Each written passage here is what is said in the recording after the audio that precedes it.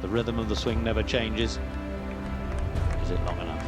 They're beginning to applaud, and quite rightly so. That is a simply magnificent shot from Colin Montgomery.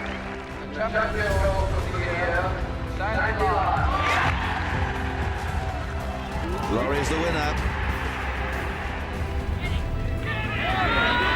Not a million miles away, is it?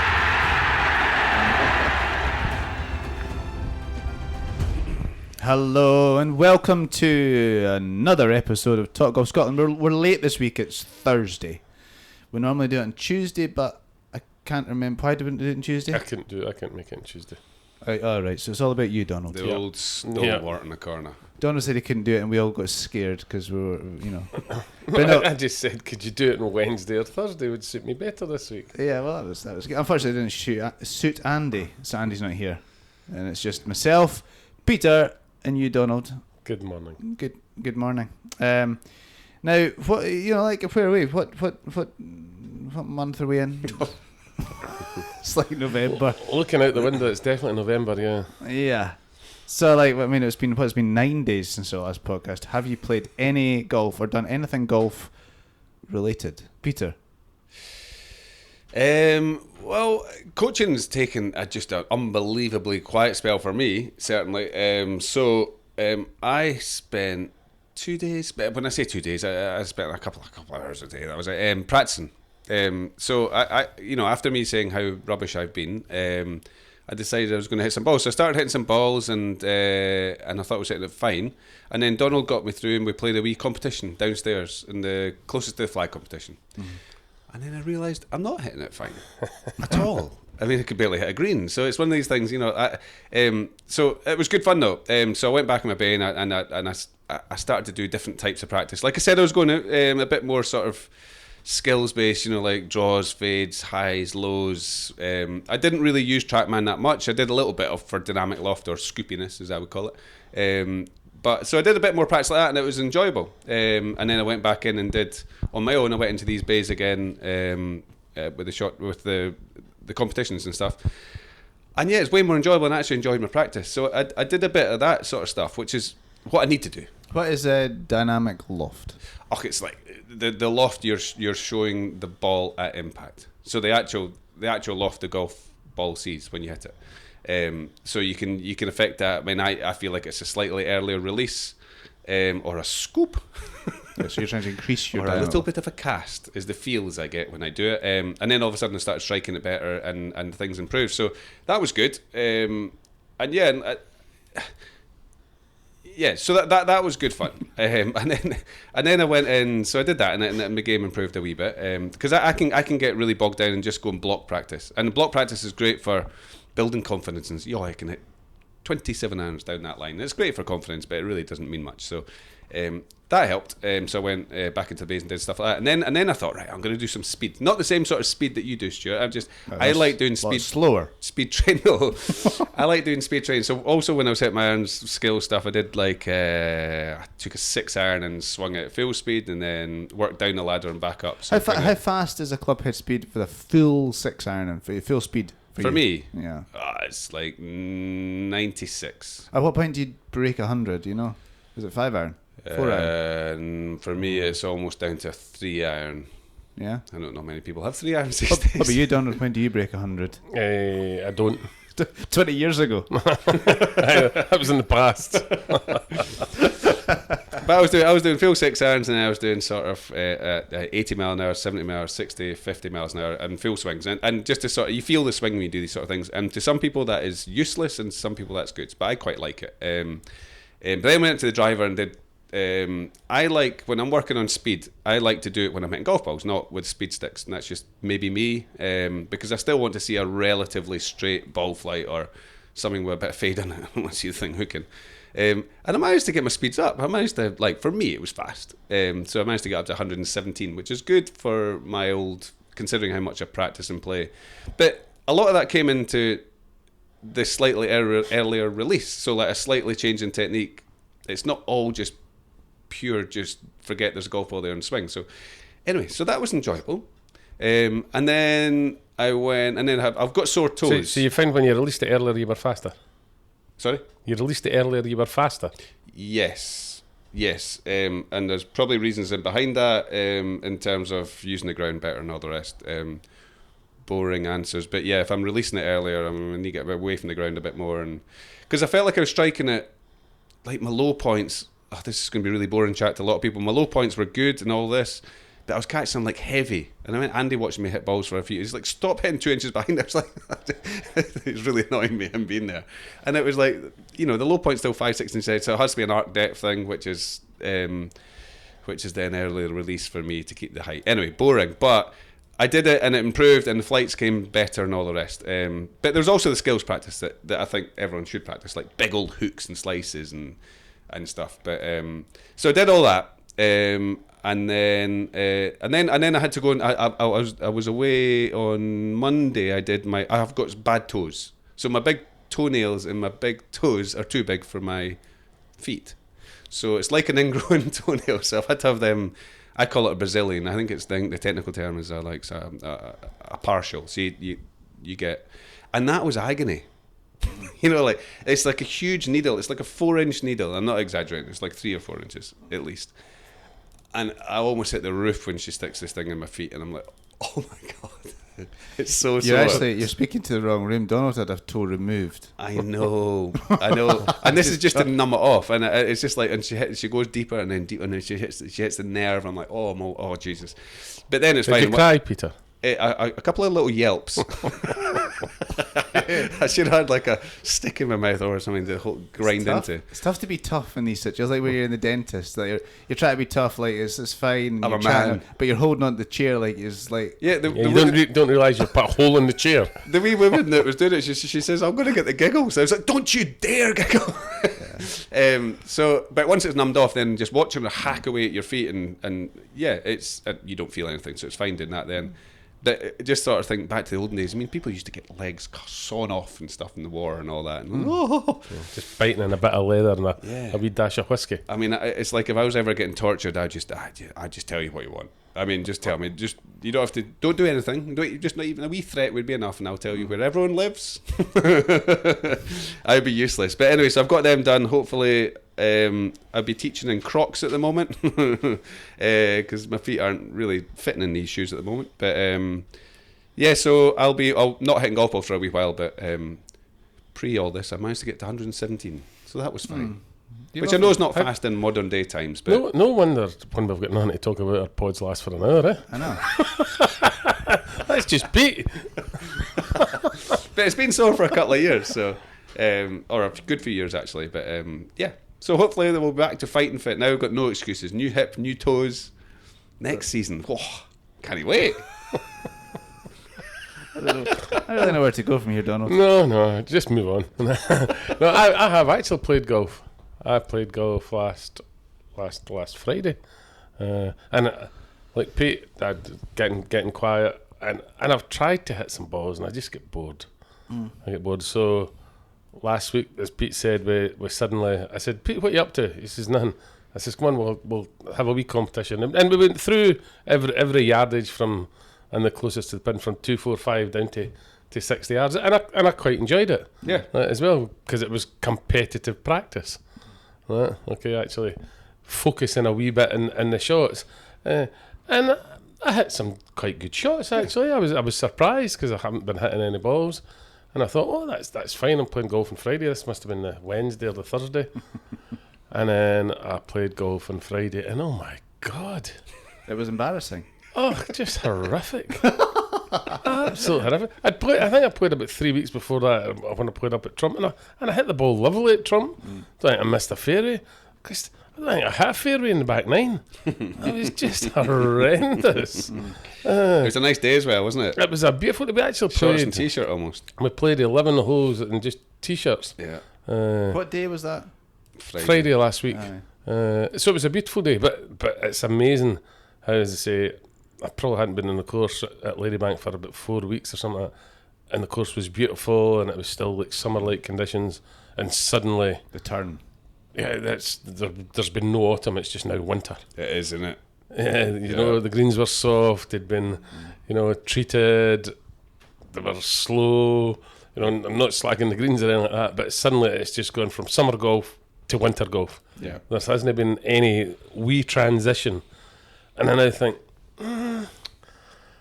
That's maybe particular. not play till about February, March. I'm the same. Links golf isn't quite as severe as this. Yeah, that's we're obviously talking about having a Talk Golf Scotland day out for Christmas and a few beers and play golf before it. And I can't say I'm that keen to do the golf, but but if we do, we've definitely got to go links. Yeah. You do, and we've got to hit the sweet spot right now before clubs start moving to these mats.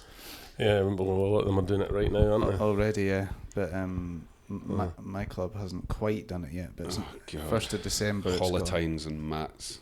Yeah. I see, to be honest, the Holotines, I speak about that. Like, remember the old school Holotines where there was like inch holes and muckles of sand everywhere? I don't feel like you see that as much anymore. It's more just these pinpricks. You know, it's obviously not quite. Yeah, they need to do it at this time of year. Of course they do. But it's not like what it used to be. I feel like it's never as quite. No, but remember they used to vertidrain it, and it was like putting through corrugated iron and stuff like that. Yeah. But it's like I've said it probably in the pod many times before. If you go to any of the top courses, they do one green at a time.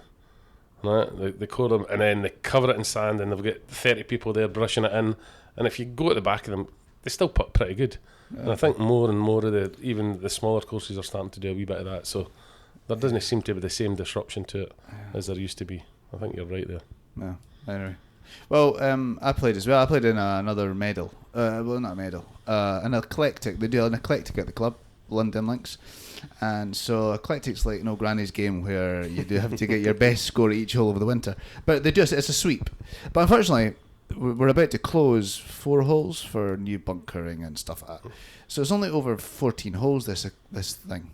So I'm like 2 over par on those holes. But I'm 3 under par for the other ones. The ones that don't count. You kind of get them back. I've got an eagle. Got an eagle at par 5. How were you playing them if they're closed? They're still open, but they're going to be closed in a couple of weeks. But for the eclectic, this competition, they don't allow it to count. Oh, no. But those 4 holes. So yeah, I was brilliant over those 4 holes. But the competition holes you won so good. Yeah. The thing is, I knew Therein lies the story. I knew it. It was so nice. Anyway, so that was good. I quite enjoy this winter eclectic thing. And your daughter won the medal, I believe. She was brilliant. Yeah, I heard this. She was the opposite to me. She played really well in the holes that counted, and then when it got to the holes that didn't count, she was awful. So her score became really good. So mentally, she's much better than Yeah. Chip. Don't ever speak to her about mental part of the game. Much better. Just you leave her alone. Yeah. But other than that, I'm continuing. I've just come to the end. I'm continuing my winter program. Your speed. My attack on 2026 started a month ago. Right? I've got the gym. I'm doing the gym 3 days a week, Donald. And Home gym. I know you're thinking it's showing. you can see it, Your head's growing through your hair more. But I am getting stronger. Yeah. I mean, I noticed because the first few weeks, the weights I was lifting, I'm lifting much more now. It's like a press-ups even, right? I see at the start, I could do 2 press-ups. It was pathetic. I mean, the press-ups are hard. But now I'm doing like the 3 sets of 20 press-ups every other night. Yeah, which is increasing. So I'm not claiming to be Arnold Schwarzenegger yet, but I'm getting closer. I love the people that are That's listening good. to this, giving it 3 sets of 20. That's like a warm up. Yeah, okay. But that's fine. I'm impressed. No, exactly. No, that's fine. Everyone's got to start from where they need to start, right? Exactly, and I started from ground zero, Yeah, and now I'm on the first floor. that's fine. You know, I'm fine. I'm getting better, but I don't know whether it's like mental. You know, if you believe you're going to hold a putt, you hold the putt, you have more chance. But mentally, when I'm standing over a ball just now, I feel like grounded. I feel like strong. The legs feel stronger. Yeah. So I don't know whether, but I'm sure. I just want to keep doing it, and Has it shown up in the distance you're hitting the golf I'm ball? also 3 nights a week I do my gym, and 3 nights a week and I have a Saturday off because obviously you don't do anything on a Saturday, do you? You know, it's day off with time. Some of us work. Sure. Family day. Aye, well I played my medal actually, but so I'm also doing my speed training on the other days with the stack system. I feel the stack system should maybe give us some money. How does it get a sponsor? But yes, so I'm going to share my results, right? So in the first program's called the foundation program. That's like, remember doing foundation exams at school where you had to like tell how long the line was next to a ruler. That kind of stuff. My foundation. So I started my e-speed, which is like the stacks version of clubhead speed. It's their predicting clubhead speed. It's gone from 101 to 108. 7 miles an hour, that is. And when you look at my clubhead speed, so basically my clubhead speed before I started the stack system was sitting about, if I... Is this with driver you're talking? Driver and a ball with a trackman, I was about... I would have to be out my feet to get to 100. And 98, 97 would be kind of like my swing. Yeah. Whereas now, I'm 4 miles an hour faster. I'm over 100 on a standard swing. Good. That's good. That's a big change. That's quite a big change. Yeah. I'm thinking my goal is 10 miles an hour this winter. If I could do that, 10 miles an hour. 10%, it's a lot. That's probably too much. And in reality, but let's just dream, right? So if I get 10 miles an hour, that's 20, 30 yards, roughly. Think of the difference that makes. So if I'm playing a 400-yard hole and I was hitting it 250 yards off the tee before, 250 yards would leave me 150 in the green, which is a 7-iron for me. Yeah. Or a 4-knuckle 8-iron. It's pathetic. 4-knuckler. So that's where I was. But now 280 yards, I'm going to be left 120, which is a pitching wedge, Which especially is a with my birdie. knees. In theory. In theory, I still think, and other people disagree with me, but I still think, for example, when I'm saying, or you're saying those numbers, if you can get yourself to say 110 miles an hour with your stack systems, or in the range at 110 miles an hour, I don't think many people play at 100. That you wouldn't play at 110. I think your golf course speed would then be 107. Oh yeah, I'm just saying about. But that's fine because that's still a range. That's still a up from 98 to 107. So you still got your so many miles an hour. Massive, yeah. No, I don't think many people actually play at their. Oh no. Do you swing it faster in the range? So the stack system gets you to swing. I couldn't swing it any slower than I do in the golf course. So The stack system gets you to maximum intent swings and also full intent swings. Now, full intent swings is like imagining you're trying to hit a driver on a wide fairway. Yeah. Versus a maximum intent swing is just swinging off your feet. but it's definitely, if you can get your maximum up to, as you're saying, Pete, 110, but your average then suddenly becomes 107. That's brilliant. Absolutely, absolutely, yeah. Yeah. Like, So I've actually really enjoyed it, and I got stuck for a while in the middle, but actually I realised that's when I started working out. I went down. All right, stiff. Because I was stiff and sore, and then suddenly it's just started to turn the corner a wee bit, and I started to notice and I feel, but like what you said earlier on, Pierre, it's not just swing it. I've changed my swing a wee bit. Yeah. Because I'm wanting to feel freer, so there's something I'm doing at the top of the backswing. I'm not going to tell you what it is. Ooh, secret. But I'm also, and then Donald's thing, when he gave me a lesson this year, was I wasn't clearing my right side. I wasn't getting through. And it's quite obvious when you watch me on video, my right foot stays on the ground for a long time. Planticytis. Yeah, so, but I feel like the stack, because I'm just hit it hard, I feel like it's freeing me up sometimes. Not all the time, because I played it on the golf course and my first tee shots are still a struggle mentally. Mm-hmm. But once I get around the golf course a bit, I'm starting to, I'm imagining you holding the stack thing and just swinging it and just get my right foot slides through like Greg Norman. Remember he used to do that? Yeah. And it gives me a feeling of getting free, and I think my swing at the top, but I'm also freeing up a bit, and I'd love to be able to put it on distance, but also at the same time free up. Just so mentally, it's making you better as well. I think so. I hate to say these things because I can't wait for this game next week. He's always so mentally strong in the winter. He's going to be waving back to me, isn't he? He will do. Hey, what are you doing back there, Donald? Oh, I'd love that. I'd pay a lot of money for that. Well, you have. You built yourself a gym and you bought a stack system. Yeah. You're paying a lot of money for this. You better be waving back. I'm actually addicted to it a wee bit now. Good. I'm addicted. I wonder how that's going to work. I do worry about Christmas period. Because I feel like at Christmas period you just kind of put you're saying, right, I'm going to eat less chocolate. I'm not going to have chocolate or biscuits with my tea at night before I go to bed. I'm just not, that's fine in the summer, but once Christmas hits, it's almost like, never mind the tea, I'm having a gin and tonic. And a bag of crisps and a chocolate bar, because it's Christmas, and we'll start worrying about that again in January. So I'm worried about Christmas. You're allowed to enjoy yourself as well, Stuart. Yes. Oh no, I'm not enjoying That's it. what life's for. I'm not eating any different. Well, the other thing, right? I've gone up 4.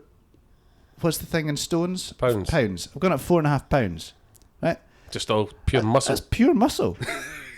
Because I'm probably eating a little bit better than I was, but I'm certainly not eating any more. So I'm not putting in any fat. It's not fat I'm putting on. I was a bit disappointed because I was thinking I was going to start working out and go down in weight, but I've gone up. Good. What happens to all this pure muscle when I stop working out? Does it turn into fat or does it just disappear? Yes. Turns into fat. Well, just muscle's we'll heavier call than you fat. Arnie from now on. I'm not here to try and look, good for the girls. I'm only here to pick up distance, So I'm glad you clarified that because They're queuing up at the door. they might be. I don't know. They're not. What? There's never been a queue for I'm doing you. 20. there's a lot more young girls coming in now, right enough, Stuart. I've noticed that. Now we know the reason. Go and see the buff boy behind the counter. He could do 20 press-ups in a row without stopping. Not even knee press-ups, proper ones from your toes. Anyway, so I'm enjoying my distance. I don't know. I really wish I was like videoing this or something so as I could share it with the world. No, I don't. But I don't know. I think you should do this. Yeah, it sounds like.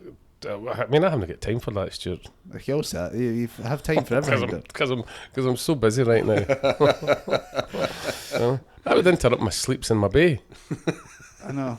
But actually, when you talk about distance, I saw Rory McIlroy. I know we're going to come into this, but he was 40 yards on average past the average player in the tournament this week. And these guys aren't the short. No, but 40 yards. It's a lot, isn't it? It's huge. Yes. But so with the clubs he's going in with, he should be annihilating the field, shouldn't he? Yeah. Because I always say it's not just the driving distance. It's not just being left with less distance, 40 yards or 4 clubs less into the green. It's also the fact he hits that club further. It's through the bag. It's like, oh God, and the height of flight and everything. Just the game becomes easier. He's still McIlroy's still improving, isn't he? Still improving. I know Radar keeps saying Radar's is like McIlroy's biggest fan, really, isn't it? I mean, he's so biased it's frightening. And I quite like it. He's his little love child, but he loves it. He loves McIlroy, and he keeps saying still the best to come. And I kind of agree. And I said that a couple of years ago. I think we've still got the best to see out of him, and he is. He's still got that drive to improve. And he is improving distance. The young kids coming through. There's nobody coming through and overtaking him, really, is there? I love the way you're saying. I said this, a couple of years ago. We've been slating him for the last 2 years until he won the Masters there. He's never going to win another major. No, I said a couple of years ago. I think we've still got the best to see. No, I did. He was in a slump. It was easy to say when you're in a slump, but no. But I do think he's a much better. No, I did. It was during a good spell, I have to admit. There was a good spell he had. But I do think there is, because he's improved his ball flights, he's improved his putting is massively improved. I just think, mentally is the only thing, isn't it? I mean, it's so easy. That's the part he's got to get better. Well, yeah, I mean, it's one of those things. I mean, I was chatting to somebody the other day, like, if you went back to playing, do you think you'd be better than you were if you were fit and blah, blah, blah? And you would think that mentally you'd be better because you're more mature and you know more, but then ignorance is bliss at times, isn't it? See, when you're young and you're not stupid, but ignorance is bliss, and the fear of hitting a bad shot isn't really there when you're younger, and the knowledge of what that would cost you increases the older you get. But then you put that in its head, and you would like to think you make better decisions when you're more mature. Yeah, you're talking about the scar tissue, aren't we, really? Yeah, and so I think with McIlroy, it's a fine line between when he was young, there was that ignorance is bliss, wasn't it? He just rocked up with his flappy hair and just swung away at it, wailed away at it with the driver. It went straight, and he destroyed fields at times. And now he kind of knows more, and sometimes that can be a burden as much as it's a help, I feel. But I think that's his thing. He's got to work on. So is he going to win 3 majors next year? No, but I think he's not finished. I think still. How old is McIlroy? 38. Yeah, he's past 35, isn't he? Or we can Google this in 3 seconds. Donald will do it. I feel like the biggest part, yes, he's biggest definitely part late of 30s. McIlroy's game is his distance, is it not?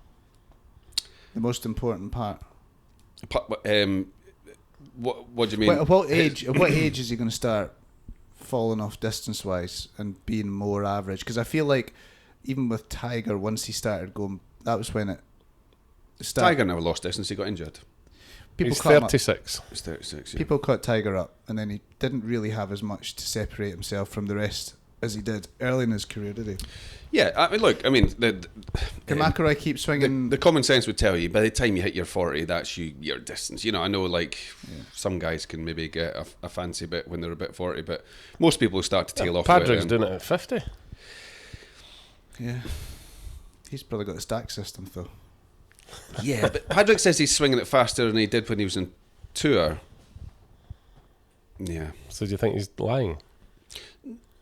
No, but he wasn't focused on that back then. That wasn't a thing, and then it became a thing. He said he's been focused on it since 1998. What, pure distance? Yeah, talking about hitting the ball further, yeah, since So it's just 1998. technology that's helped him unlock the secrets, I guess. Yeah, look, I don't know. I don't know. I think you can be. I mean, it's like football. You lose a yard of speed. He can keep unlocking things, and it's just keeping up with how much your body's allowing you to do, I guess, to a certain extent. Yeah, I can't see him losing any distance anytime soon. No, Nor can I. no. But does that mean he's going to dominate? There's so many other good players as well, isn't it? Scotty's still there. It doesn't matter how good he gets. It's everybody else is moving on with him as well. Yeah. You know, and you're talking about how far he hits it. There's a perfect example this week. Aaron Rai. Yeah. Right. Yeah, but that's but the distance allows McIlroy. There's more to McIlroy's game than distance, obviously, but the distance allows him to be consistent. You know, if you're going to be shorter, you're going to be less. It's it's harder to be consistent, isn't it? Not? Of course it is, but you got to remember that course they just played. So Aaron Rai obviously is a phenomenal golfer, but he almost laid back further than he needed to. Yeah, he did. Yeah. You know, it's not like he pushed the driver to get up to close to where McIlroy's 3 would be. He was laying back, hitting 5 irons into some greens. The rest of them are miles ahead of him, and that's not through him not being able to hit it there. He was hitting rescues and 3 woods. So he's just confident at the time that was the right play, and it's not a tight golf course. Yas Links. I mean, it's wide open, really. He led the green approach. He led the tournament approach to the green. But we've all played courses where strokes gained approach, yeah. Where sometimes, like, you see the side, they're reasonably big greens and they're undulating, and sometimes when you get a certain, it's not a bad thing to come in with a 5 iron. Do you know what I mean? Rather than the high 8 iron into the wind. Give me a 9 iron. I know, but sometimes you just look at it and go, yeah, no, it's quite an easy shot. Even though the stats will tell you your 5 iron from 210 yards, it should be a hard shot. But sometimes the contours and just the lay of the land doesn't seem like a hard shot. I don't think there's a golf shot in the world that I'd rather be 210 than 150. No, not one. No, I agree. 100%, and that's what stats will show you as well. But I'm just saying sometimes that 5 iron in a different circumstance, a different golf course where you've got a bunker shot, soft greens, you've got to flight it higher and softer. You can get away with it a little bit more around that sort of golf course. That's what I mean. I agree. So I 100% agree. The further you hit it, the easier the game is. I mean, that's stats show that. That's what you've got to teach the kids these days. That's what you teach all your pupils. It's I know I've definitely mentioned this before, but it's funny what we were taught when we were younger. Find your yardage, go to 100 yards. Lay up to 100 yards. Well, a lot of crap. Yes, absolutely. And I actually never understood it myself because I always thought, God, I'm better from just get up close. But well, I think that they're still finding your yardage. I mean, if you're not good from 40 yards, you're better being 60, 70. But it depends what kind of talent of golf you're talking about. Yeah. But yeah, I mean, it's like a duff chips. A duff putt's better than a good chip. Yeah, I think. If you've got a weakness, don't play to the weakness. But the majority of people, the closer you get them to the green, the closer their proximity is going to be, right? So that's the way you should play the game, and it's kind of common sense these days. But you still need to be good from your wedge distances and all that. Of course you do. You still need to have key yardages, right? I mean, when they knock it in a drop zone, if the drop zone's at one of their key yardages, they knock it stiff every time, rather than if it was a 30-yard shot. You know, if See, they I suddenly don't got think it they to do. 60. I don't really agree. I don't think Does a professional have a key yardage? Yeah, they'll have get yardages they like. Yeah, they'll have favourite numbers. They have favourite numbers, but they don't hit it as. I think people will be amazed. They don't really hit it as close as what you think all the time from these distances. It's just no, the stats show that you know we think they stiff it every time from 80 yards, and it's the average into 15 feet or whatever it may be. yeah. You start seeing a little bit more honest numbers then. But I quite like to post actually the pro from Kinross. Oh my God, what's his name? Pro from Kinross Golf. Hey, oh, for goodness sake! The man. Why did you not warn us? Anyway, let's come back. Think about that on the side. I've had a brain freeze. So It's really embarrassing because we know him well. I know, and I get courtesy. he's there a great lot. lad. Anyway, he put a post up about the scratch golfers. He's getting these, must be getting these stats from like Data Golf or Shot Scope or something. But the scratch golfers, how many the greens they're hitting in a round is something like 10. Greg McSporran. Yeah. The numbers of the greens scratch golfers are hitting, is way less than what you would think or what the average person thinks, because the average person thinks a scratch golfer must be hitting 14 greens around, 27 putts, hitting at 300 yards. When in actual fact the stats are pretty crap. Yeah. They're not that exciting. They'll hit a wedge to an average of 30 feet or something. Yeah. If they're lucky. Yeah. Miss the green more than they'll hit it from short irons out. It's like Mickelson's stats were ridiculous. Mickelson's averaged 9 greens around, 8 greens around. Yeah. To shoot 8 under. Yeah, but they're playing the difference is they're playing big, massive golf courses with trouble around the greens and Yeah. but it's just the stats. When you dive down in the stats and you look at the tour player one missing half of 8 footers, is always an amazing one to me. But Yeah, I know. Every time you ask a people, you put them a certain distance from the hole, 7-8 feet, and say, how many times do you think the best players in the world are holding these? And they'll be like, 9 out of 10. But we were so used to the old caddy stories, like when Sandy Stevens hitting the ball in the range, his caddy could throw a towel over all his balls. all these Mo Norman stories. all these terrible Physically stories. impossible. But you believed them, didn't you, growing up? You go, God, Yeah. amazing. And you looked at Sandy Stevens like he was some sort of hero person, But But these sort of stories made you think, what's the point, man? I'm never good enough. I mean, what's the point? You know what I mean? These guys are awesome. But it's maybe and then you get out and you play with them, you're like, they're not that. Yeah. They're good, but they're not that superhuman stuff. it's maybe a reason why it took players so long to get comfortable in tour when they were younger in the olden days, because 100%. you heard all these stories about how good these guys were, and then but now the stats are there and they can say, but I'm doing this and I'm doing that, and not so scary. Yeah. There's more information out there, yeah. Yeah, well, definitely. So there's not as many myths anymore. Yeah, they're still very, very, very good, and they're leaps ahead of people. But I'm going to start some myths about you down at the club, Peter. not these kind of myths. no, I don't, let's not. I don't trust your storytelling. Anyway, so Aaron Rai wins. Fleetwood. The floodgates have opened for Mr. Fleetwood. He was 5th in the world before that event. I don't suppose he's moved, but Best year of his life, isn't it? Easily. He's probably, I don't know. I mean, in the last 6 months, probably second best in the world. I mean, who's better than him? Yeah, Scheffler. but Scott Rory's had a great year as well, though, hasn't he? So, Yeah. or so he claims to have had a great year. But he's 3rd in the world. 3rd in the world. Yeah, he's phenomenal at the moment, Fleetwood, isn't he? Yeah, He's like machine-like when he's playing machine-like, golf. but he didn't win. Yeah, but you don't always win. I know. It's the Tiger era that we all think. It's because Tiger won all the time. I mean, And Scotty does a lot. and Scotty does, yeah. But Tiger made winning look easy, right? And Scotty's starting. Well, yeah. Scotty makes winning look easy. But for the rest of them, it is hard to win. And Fleetwood keeps putting himself in these positions, and he's phenomenal. He's phenomenal. He's not a guy you ever feel like he's going to hit. Like, he's phenomenal. He's got a great attitude. I think his attitude is probably as good as there is out there. you know, when he was losing all these events in the PGA Tour and finishing second and third and having a chance and mucking up, it was always very positive. Never too down in the dumps. It was just like, well, next week, see what Never happens. made excuses. Just got to keep going. He's just so likeable as well. He is, yeah. I don't He think always- anybody begrudges him the success he's had. Do you know anybody that doesn't like Tommy Fleetwood? No, the men love him and the women fancy him. Yep. Apparently, He always gives you a thoughtful answer when he's asked a question.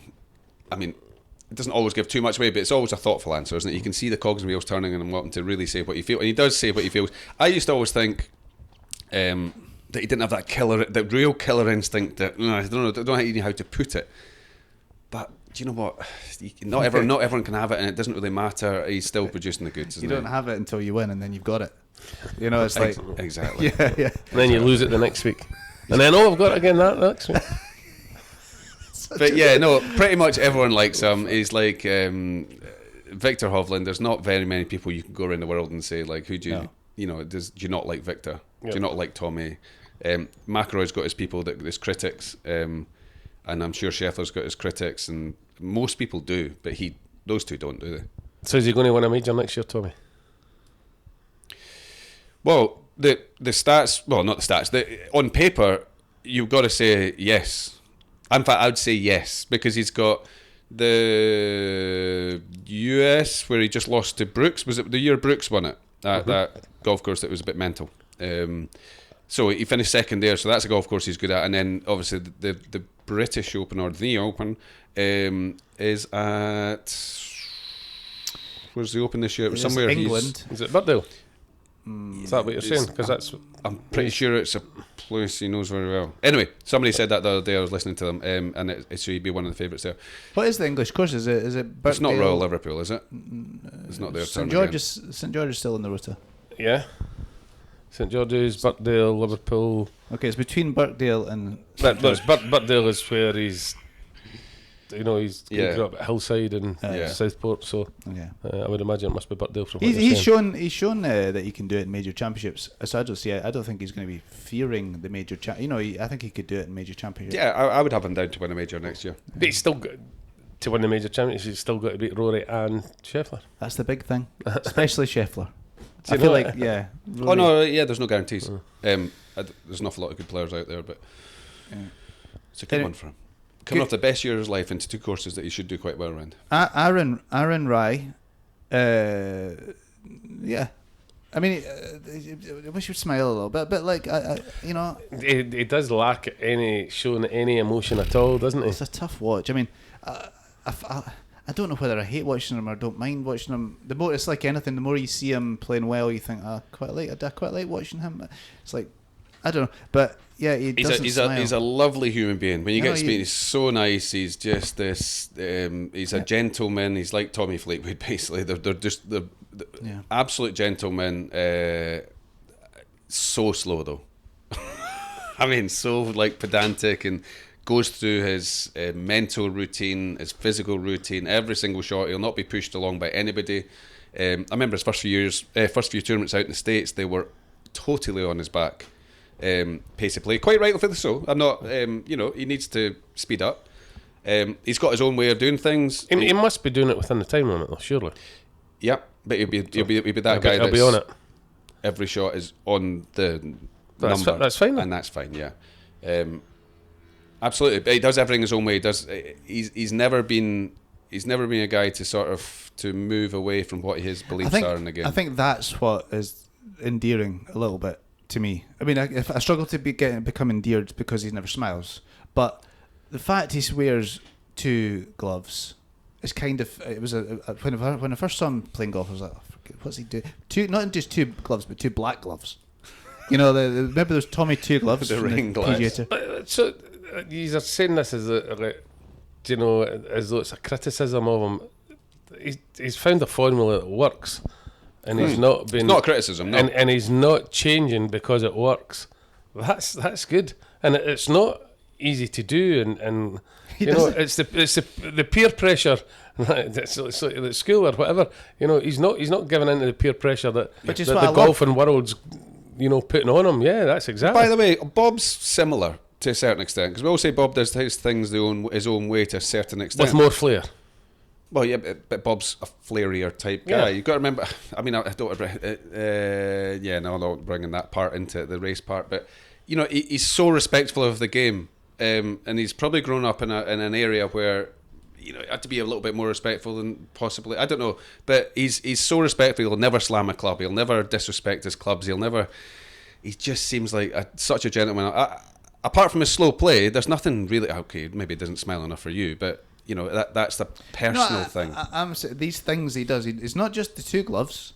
There's a few things he does that's different. I mean, the Castle tees is the thing that came up this week. So, yeah.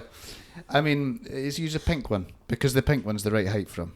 You know, I don't know if he uses the red one for the irons, but like it's the pink one. And you know, the idea of a Castle tee is so as you tee it up at exactly the same height every time. And this is one of these things that you would never, you know. You'll never catch a lower handicap even golfer using a Castle tee because it's embarrassing. You get teased for that.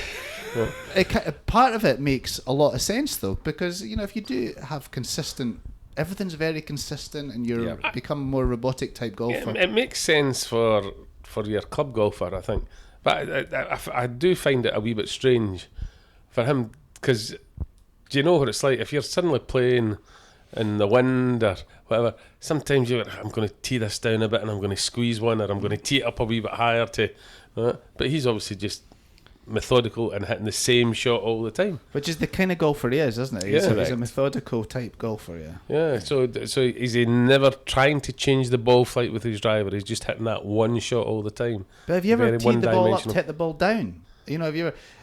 Oh yeah, I've done that. Yeah. But like. Yeah, it's just the type of golfer he is. But I agree with you. I mean, I mess around with tee heights and different winds and everything. But if there's any part of the game you could be a little bit more kind of making sure everything's the same, it would be the driver. Like, you know, you never get a flat stance with a 7-iron or very rarely and all that, no perfect numbers. But you do with drivers, and it tends to be a flat tee area if you've got a half-decent golf course. So, but the wind and all that, but you've got to remember the majority of the golf courses he's playing in the States nowadays, all these things. Yeah, there's less wind, there's less of this. So you could... see that. Will that happen when he plays the Open? I doubt it, but knowing him, probably will. Do you know what I mean? I don't think you can. It's a bit of a snobbery thing, though, isn't it? Of course it is. I mean, I used to never play with a plastic rig. I mean, never plastic tees. What point in time did anybody ever tell you stop using plastic tees or don't use Castle tees? It's because you saw the better players using the wooden ones. I know, but what white point, ones as well. When did that change in your golfing life? I'm sure we've talked about this before, right? But it's suddenly, I'm a 9 handicapper. Can I use a Castle tee? And but nobody's ever said that, have they? No. Have you ever told that? No, but it was like a snobbery thing that came in, didn't it? You would just. I don't know how it's a snobbery thing. It's just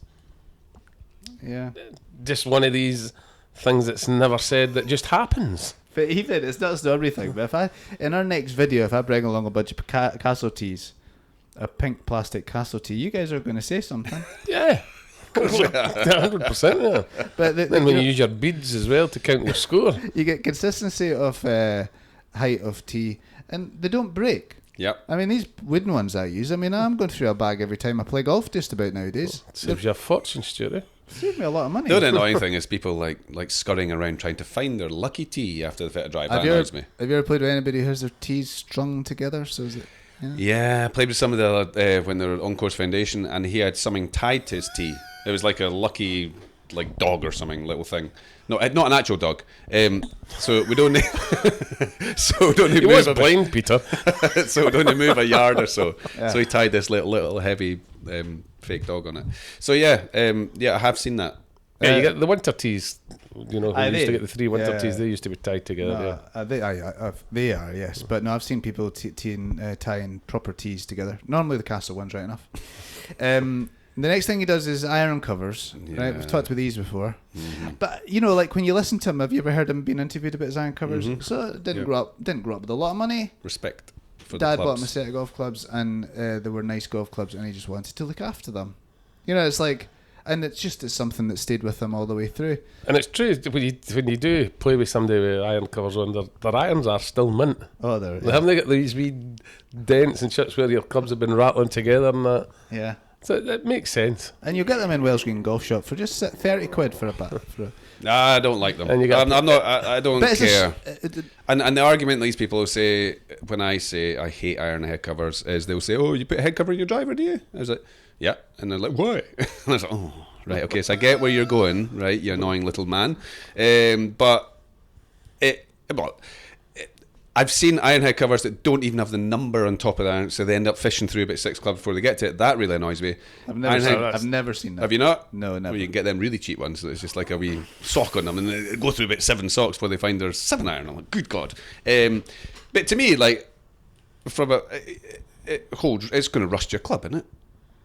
A little bit of dampness in there. No, they'll dry them before they put them back on. Oh, if you've got a caddy. No, but they'll all do that. And I don't like them. see, they don't rattle about in your bag when you're walking around like that. If you're carrying your clubs, they don't rattle about, so you're not putting anybody off. Yeah, you can't sell me in this. I can't stand them. It's very strange seeing a tour player using iron covers, though. It is very strange. 2 gloves as well. I mean, we kind of glossed over the 2 gloves. The 2 gloves kind of thing comes. He just grew up playing with 2 gloves, right? Why do we only wear 1 glove? Freddie Couples didn't wear any gloves. Either did. Who's the other famous person that didn't use any gloves, Peter, in his career? Donald Mackay. That's it. that was for Peter. Yeah. So why do we wear a glove? Why is it only 1 glove? Why? Well, I don't know the answer to that. the grip pressure in your left hand is more than your grip pressure in your right hand. That's my only suggestion. Why don't you wear a glove, Donald? I tried it when I was younger.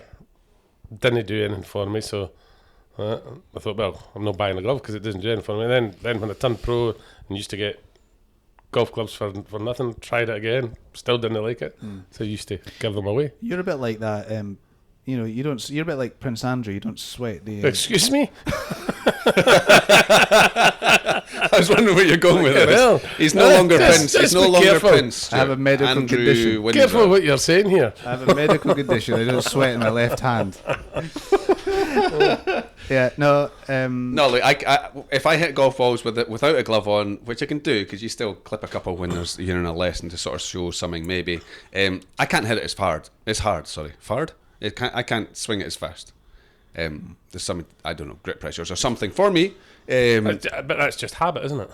Yes, 100% it becomes a habit. And then if I put on 2 gloves, which I have done, thinking, oh, it's cold out there, I'm going to put on 2 gloves this wintry day.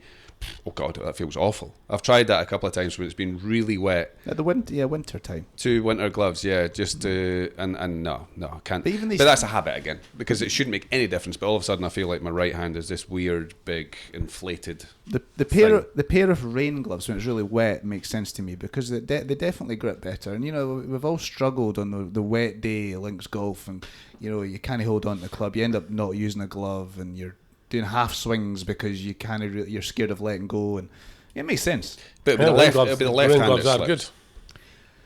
But anyway, so he does all these things. Plus, his driver is like ancient. But it's ancient, and 6 years. it's 6 years old. It's the TaylorMade. Is it M6 or something he uses, which looks ancient. I mean, he's only 6 years old now. But when they come out so rapidly, and people at home often feel like they're needing to buy the latest driver to keep up because they're going to lose distance. I'll tell you what, if you're going to pick up distance, don't go for a new driver. You should go and get a stack system. And do 20 press ups. But if you Oh, the boy who stacks, listen to this. but if you're going to actually want to hit the ball further, you're going to have to pick up club head speed, not a new driver. I mean, a new driver this year might go a yard further if you get the right one with Correct. the right shaft. Yeah, I try new drivers every year, and I just hit them all the same distance.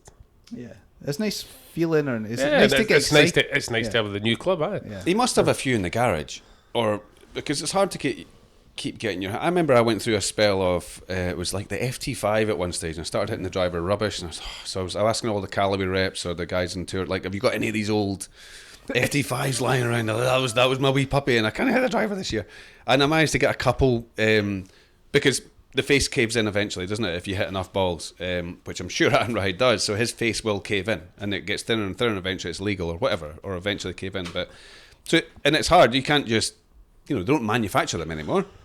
So it must be quite hard for him keeping that. But he must have a few in the garage. Yeah. But yeah, to play with a club that just makes you feel comfortable. That's key, isn't it? Because then you And get he's the obviously not commitment. giving in to the pressure from the companies, the manufacturers, to use the latest, which I'll let them do. Yeah. Yeah, different contract. Yeah. But no, it's probably the least exciting one of the 3 things or 4 things he does. Talking about snobbery, right? I've got a list of other things that are All right. low handicap snobbery. Cart bags. Low handicappers use tour bags, which make no sense at all because they don't fit on a trolley, and you can't get to the pockets because they're underneath. And you put your keys in the back bit, and you can't get to them, and it's really annoying. You have to get the clubs off the trolley, and you're useless. But no self-respecting good golfer wants to buy a cart bag. That's true. I've never really thought about that, but it's very true, Stuart. Yeah, that's right. I like that. Trifold towels. I've got that. Good players don't use trifold towels. They need the player's towel, which is far too big, and it hangs. It's like a beach towel hanging in your golf bag, isn't and it? you have to put it through the bit that you carry your bag, the Tie handle. a knot. Yeah. Yeah, put it through the handle. So It's much easier to use, though, isn't it? These trifold towels are rubbish to use. Well, yeah. I'm just saying, you never see a good player using a trifold. The whole point. But I understand that. You understand that one? Yeah, Do you? Yeah. See, to I'd me, rather have a bigger towel. You can pull it out and dry your clubs, or well, to me, the big hang it towel under your brolly. was useful when I've actually still got one. So the big towel is useful for one side of it is spit and clean your club and all the rest, and the other side's for drying your hand and if it's sweaty and hot out there. But I just don't think the higher handicappers have learned this yet, that you have to spit on that side of the towel. I mean, I've never. This is new to me. You don't want to spit on the wrong side of the towel and then. I thought you dipped it in the burn. The Well, burn. yeah, Pete's caddies always used to spit on it. Pete used to just give it to the caddy at the end around to go and have a shower with. Peter didn't care. Peter get really annoyed when his caddies wet the towels and things like that. He sacked a couple for wetting his towel. Well, if they wet it in the minging little pond that was there. But yeah, I told you guys, right, we'll talk about low handicap snobbery things, and that was about where I ended. There's a couple of things we sell in the shop. There is a ball scoop that we sell, I'll say a half a dozen ball scoops in a year. And I always wonder, what? I mean, where do you hit your ball? I mean, everywhere I go where there's a burn or something, there is a ball scoop. Yeah. So are they going to they're wilder off the tee that they're going to places where there isn't any ball skips, that they need a ball skip? Or it's maybe further away. Yeah. Yeah. Extendable ones. Extendable ball scoops, yeah. We sell them $19.99. You get a good ball skip. And, as I say, we'll sell half a dozen a year. I also think sometimes if you're going for a snobbery thing, sometimes on the rare occasion these days, because there is fittings, people go for too close to a blade than they really need. I think people like you, Stuart. You don't need to. It's almost like a test. I think people are. They're getting better at it because of the fitting. They're going with the numbers that the fitter gives them these days. now. Yeah. If they're going for a blade because they think they're a player, they're just silly. Exactly, and the They fittings just these go days for the numbers. But you get people that can stripe it. I think a blade and a 7-8-9 wedge is fine anyway. For anybody that can hit it at all. Yeah, but I must admit, I'm guilty of, wanting a blade and having blades, because I've definitely lost. There's at least a club's distance in them, shorter, which I really wish I didn't do now. I might change again. I think as you get older, you realise, a wee bit of help's good. Yeah, you can't. Yeah, no, absolutely, yeah. Yeah. But yeah, no, that's about where it ended. Aaron Rye. But that tournament, I mean, Rory, it's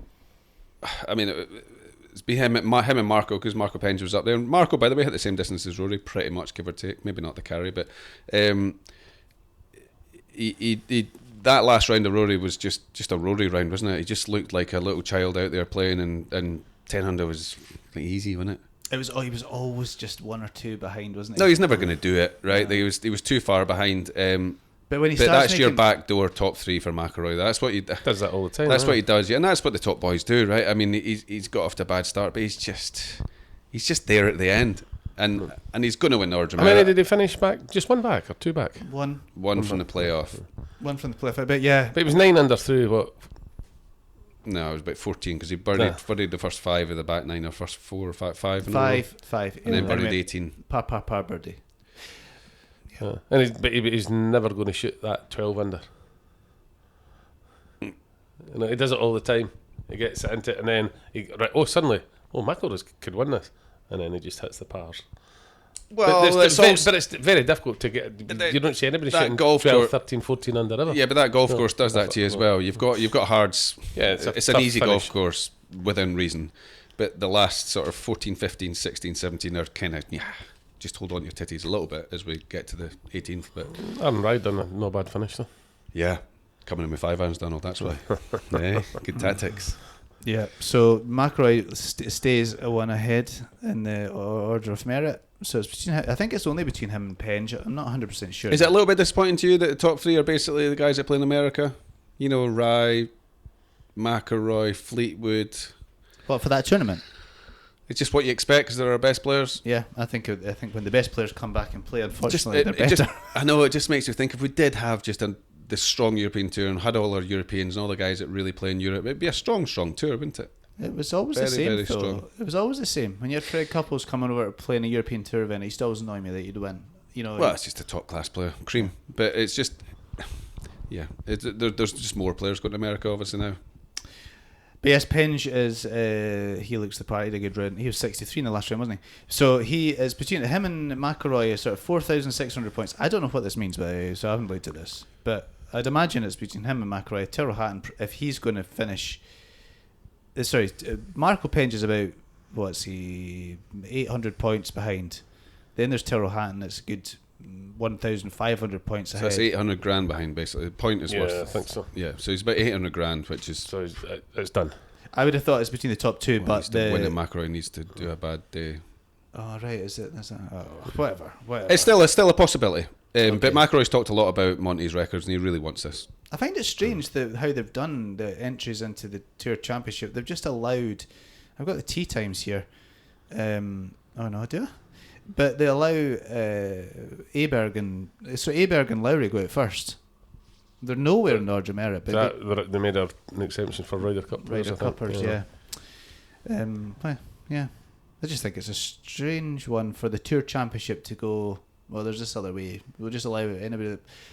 Do you agree? Do you not think so? The Ryder Cup players, I don't know. I suppose it's a reward for making the Ryder Cup team.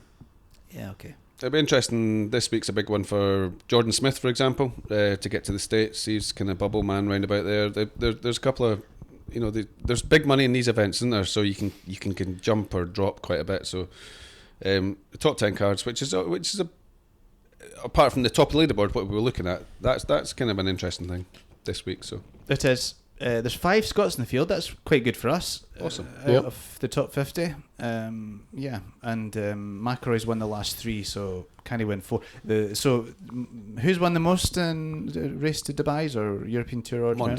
Monty. With 7 in a row. Well done. That was going to be my next question. Nah. Although if Tiger had been a member, he'd have won them all. Yeah.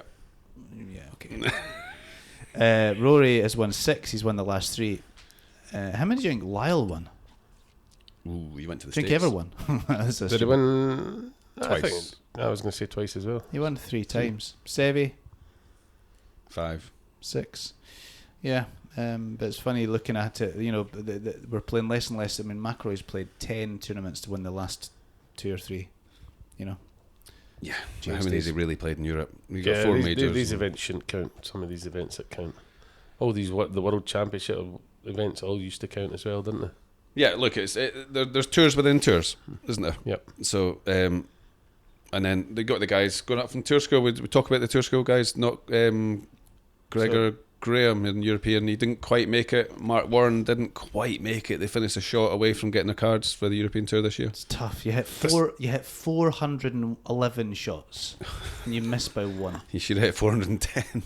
But the scoring was just ridiculous. That's what I was saying to you earlier. Xander Lombard, 6 rounds ago, 37 under par. Yeah. That's just mental. That's a lot under par. That is. 64, 69, 67, 64, 64, 63. That'll get your card. You should be all right there, eh? That'll get your card. Yeah, the score I is. mean, you could argue if that had been the world's top players playing it, he would have won that. You can argue that anytime, yeah. Would you have done it with the top world player? That's the next argument. Yeah, of course it is. But yeah. But yeah, there's not going to be many guys shooting less than that. No. Eddie Pepperell birdied the last 4 holes to get his card. Did he? It's quite okay, you know. I didn't realise that. He won it by 2 shots, but he had birdied the last 4. Yeah, but Graham made it through first stage, second stage, third stage, and just missed it by 2 shots. I think he's Gets a full challenge tour card. full challenge tour card. And his dad was on the bag for the 6 rounds and said he played really well, just struggled. I shot 9 under the last 2 rounds. Say you just struggled what? Just didn't get the ball in the hole. All right. Tita Green, he played the best golf of his life there, Yep. you know, according to his dad. But yeah, it's a tough gig. 6 rounds of golf. You know, It is, but there's no rush. You've got good year next year. Challenge to Yeah, oh yeah. crack on. Good. Okay, well, I think that concludes this week's podcast. DP World Tour Championships this week. It's already started as we speak. Can't remember who's winning. Somebody like Michael Kim is leading. Michael Kim. Yeah, we will be back to talk about that next week. Yes. And We'll have Andy's words of wisdom as well. yeah, if you can make it. Oh, yeah. Yeah. Yeah, Get enough sleeping. Yeah. Okay, bye. Bye-bye. Cheers.